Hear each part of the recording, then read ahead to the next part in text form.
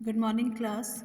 आज जो topic last YouTube जो मैंने चैनल बनाया था उसमें हम लोगों ने डिस्कस किया था कि हम लोग सिक्स सेमेस्टर की फार्माकोलॉजी थर्ड की स्टडी कर रहे हैं। फार्माकोलॉजी थर्ड का जो फर्स्ट टॉपिक है जिसके बारे में मैंने लास्ट क्लास में बताया था, उसमें पहला टॉपिक है आपका एंटी अस्थमेटिक ड्रग्स। आज हम लोग बात करेंगे एंटी अस्थमेटिक ड्रग्स। इसका मतलब होता है जो ड्रग्स, जो दवाइयाँ, जो मेडिसिन हम दे रहे हैं अस्थमा को क्योर करने के लिए, वो आपका एंटी अस्थमेटिक ड्रग्स आएगा। इसमें हम कौन कौन सी ड्रग्स की स्टडी करेंगे, उनका मैकेनिज्म ऑफ एक्शन क्या होगा और अस्थमा क्या होता है, अस्थमा के बारे में जो हम वीडियो बनाने जा रहे हैं इसमें आपको अस्थमा के बारे में आप पढ़ोगे और जो नेक्स्ट वीडियो मैं इसके बाद सेंड करूँगी उसमें आपको ड्रग और उसका classification with their mechanism of action we will study. Okay, तो सबसे पहले अस्थमा को समझने के लिए, मैंने पहले वीडियो में भी आप लोगों को बताया था, अस्थमा को समझने के लिए सबसे पहले आपको पता होना चाहिए कि अस्थमा जो आपका डिजीज़ है वो कहाँ पे होती है, अस्थमा क्या होता है, बॉडी के कौन से पार्ट को ये इन्फेक्ट करता है, इसकी इटियोलॉजी क्या है, कौन कौन से रीज़न है जिसकी वजह से अस्थमा हो रहा है। तो उसको समझने के लिए सबसे पहले है definition of asthma. Definition of asthma की अगर हम बात करते हैं, asthma is a disease of Airways. Asthma किसकी डिजीज़ है? अस्थमा एयरवेज की डिजीज़ है। एयरवेज क्या होता है? एयरवे की डिजीज़ है और ये जो एयरवे होता है ये मैं अभी आपको बताऊंगी एयरवेज क्या होता है। एयरवेज का मतलब होता है जो आपका रेस्पिरेटरी ट्रैक्ट है, जिसमें आपके सारे के सारे एक पूरा प्रोसेस आपका है रेस्पिरेटरी ट्रैक्ट में। फर्स्ट टू लास्ट कौन सा ऑर्गन्स आता है, रेस्पिरेटरी ट्रैक्ट के अंदर कौन कौन से ऑर्गन्स होते हैं। और अस्थमा एक ऐसी डिजीज़ है एयरवेज की जिसमें बेसिकली ऑब्स्ट्रक्शन होता है। ऑब्स्ट्रक्शन का मतलब है कि आपका जो रेस्पिरेटरी ट्रैक्ट है वो आपका, उसका जो साइज है, उसका जो ल्यूमन होता है, ल्यूमन क्या हो रहा है, ल्यूमन जैसे आपका ये ल्यूमन है, ल्यूमन का साइज़ डिक्रीज़ हो रहा है। डिक्रीज़ होने की, ये पहले आपका नॉर्मल ह्यूमन का ल्यूमन साइज़ ये है और अस्थमैटिक पेशेंट में जो ल्यूमन साइज़ है वो डिक्रीज़ होने लगता है। तो अगर आपका ल्यूमन साइज़ डिक्रीज़ होगा दैट मीन्स कि आपको सांस लेने में या ब्रेथ में प्रॉब्लम होगी, इनहेल एक्सहेल करने में प्रॉब्लम होगी। और अस्थमा में बेसिकली होता ही है, shortness of breathness is the primary symptoms of asthma. Asthma is a disease of airways, highly responsive of the tracheobronchial tree to the variety of stimuli. Numbers of stimuli के लिए, numbers of stimuli क्या होता है? जो भी एक stimuli को हम कह सकते हैं कोई भी पैथोजन, एलर्जन, कोई भी मॉलिक्यूल, डस्ट पार्टिकल जिसकी वजह से आपका हाईली रेस्पॉन्स दे रहा है कौन? ट्रैक्योब्रोंकाइल ट्री। और ये ट्रैक्योब्रोंकाइल ट्री एयरवे सब कुछ सेम है ना। अब हम बात करते हैं, आपको मैं एक बार बताती हूँ, ये जो आपका अस्थमा में बेसिकली जो इन्फेक्शन होता है वो आपका एयरवेज में या ट्रैक्योब्रोंकाइल ट्री में होता है। और ये क्या होता है? आपका रेस्पिरेटरी सिस्टम स्टार्ट होता है आपके नोज़ से।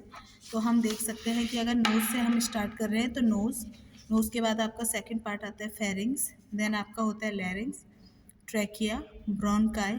ब्रोंकाई फर्दर डिवाइड होता है ब्रोंकाइल्स में। ब्रोंकाइल्स को हमने तीन पार्ट में डिवाइड किया है, primary bronchioles, secondary bronchioles and tertiary ब्रोंकाइल्स।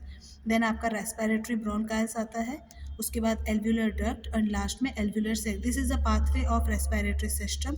और लास्ट के तीन, respiratory, bronchioles, alveolar duct and alveolar sac, ये तीनों मिलके आपका एसिनस बनाते हैं।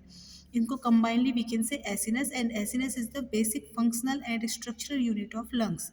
जो मैंने ये आपको ट्रैक बताया है, ये आप डायग्राम में भी देख सकते हो। नेसल से स्टार्ट होता है, आपके नेसल कैविटी के बाद फेरिंग्स, देन लैरिंग्स, और ये आपका ये वाला पोर्शन जो आपका है ये ट्रैकिया है। ट्रैकिया के बाद आपके दो ब्रोंकाई में डिवाइड होते हैं जो प्राइमरी ब्रोंकाई होते हैं। देन आपके ब्रोंकाइल्स, ब्रोंकाइल्स में primary, secondary, tertiary, then terminal, and then this is the respiratory ब्रोंकाइल्स।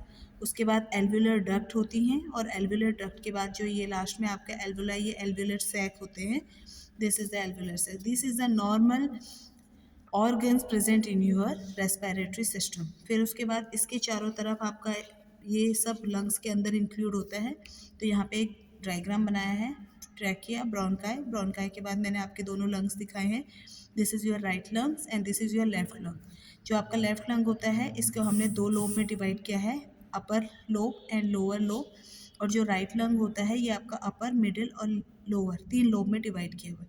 Right lung थोड़ा सा अप्रॉक्सीमेटली इसका वेट 450 ग्राम के अराउंड होता है और जो आपका लेफ्ट लंग है इसका वेट 400 ग्राम के अराउंड होता है।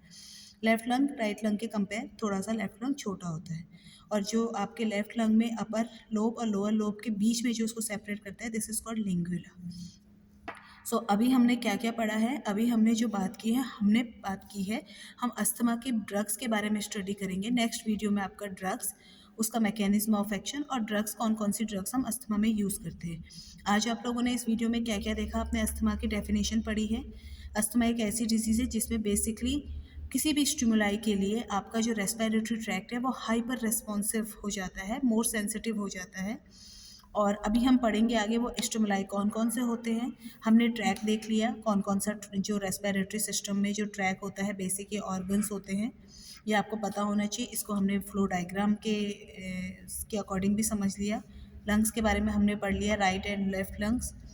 फिर उसके बाद है जो ये ट्रैकिया है, जो ये एयरवे है, इस जो भी हम जिसकी भी पूरे पाथवे की बात कर रहे हैं, ये जो पूरा हॉलो एक पैसेज है जिसमें हमारी एयर एंटर करती है, ये आपकी बेसिकली 4 लेयर से मिलके बना होता है। इसमें जो सबसे इनर लेयर होती है that is called mucosa, second layer आपकी सब म्यूकोसा होती है।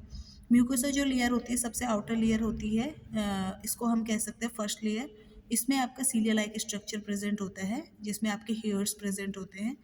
सेकंड आपकी सब म्यूकोसा लेयर है।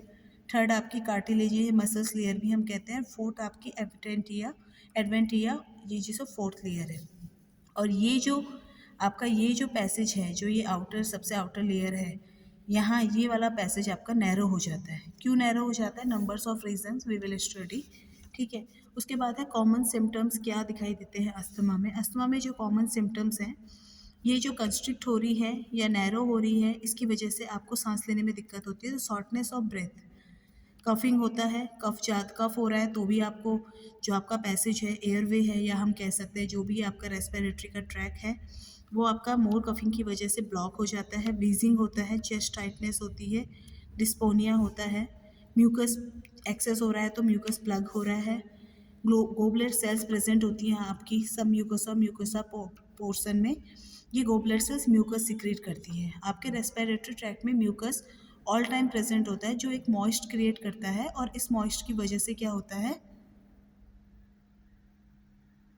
ये जो मॉइस्ट है इसकी वजह से आपके डस्ट पार्टिकल्स में क्या हो जाते हैं, ट्रैप हो जाते हैं।